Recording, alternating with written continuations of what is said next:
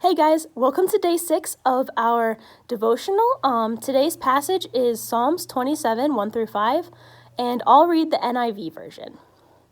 The Lord is my light and my salvation. Whom shall I fear? The Lord is the stronghold of my life. Of whom shall I be afraid? When the wicked advance against me to devour me, it is my enemies and my foes who will stumble and fall. Though an army besiege me, my heart will not fear. Though war break out against me, even then I will be confident.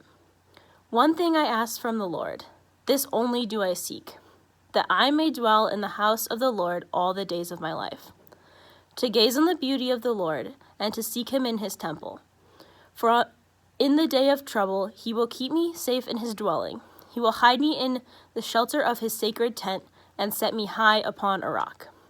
So let's break this passage down a little bit more. The Lord is my light and my salvation.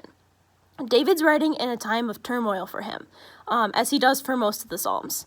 But he was struggling with his life, and he still says that God is his light in the darkness. Just a fun tidbit for you guys. So they say light in this passage, and I immediately thought of God. But this is actually the only direct mention of God as light in the Old Testament.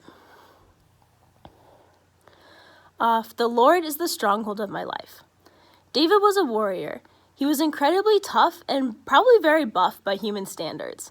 But David says that God is his strength. Whom shall I fear? Of whom shall I be afraid? So David's using repetition right here to emphasize his point, to not be scared. But remember, this was written as a psalm, and that was a song, so it makes a little bit more sense in the context of a song. When the wicked came against me, they stumbled and fell. So God has proven himself to David many times in battle. God was there for David even in the heart of battle, so that David knew that God would not forsake him when times got tough. They stumbled and fell. So there's a little bit of prophecy here. So God's breath blew them off their legs. So in the Garden of Gethsemane, the guards that came to take Jesus fell backwards on the ground. And it says that God's breath blew them off their legs. So it's pretty interesting, just a little bit of prophecy here. One thing I have desired of the Lord. So David kind of changes his tone starting at this verse. Before he was celebrating how good God was, but now he's kind of contemplating the beauty of seeking refuge in God. That I may dwell in the house of the Lord. So David wished that he could actually live in the tabernacle himself. So he would be surrounded every day by the presence and beauty of God. To behold the beauty of the Lord. So David wanted nothing more than to actually learn more about the attractiveness of God's glory and inquire in his temple. So David just wanted to ask more questions and figure out more about God and his ways.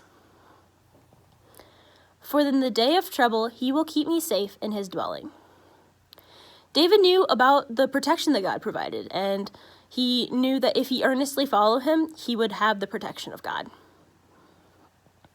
He shall set me high upon a rock.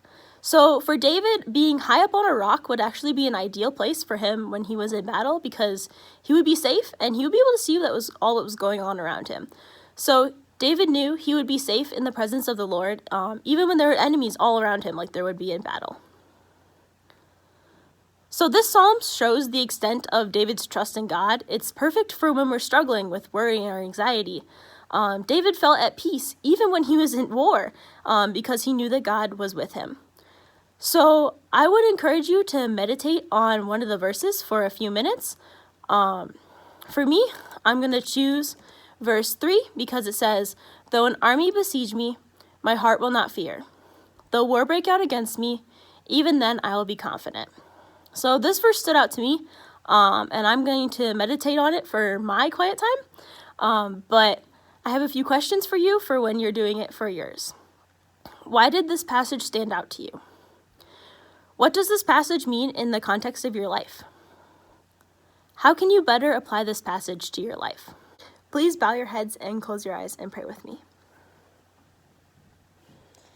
Lord, in the presence of everything and everyone that threatens me today, shine in the darkness. Save me from all harm. Protect me from every threat. I know that I am safe in your presence. Amen. Well, I hope you guys have a great rest of your week, and I'll see you soon.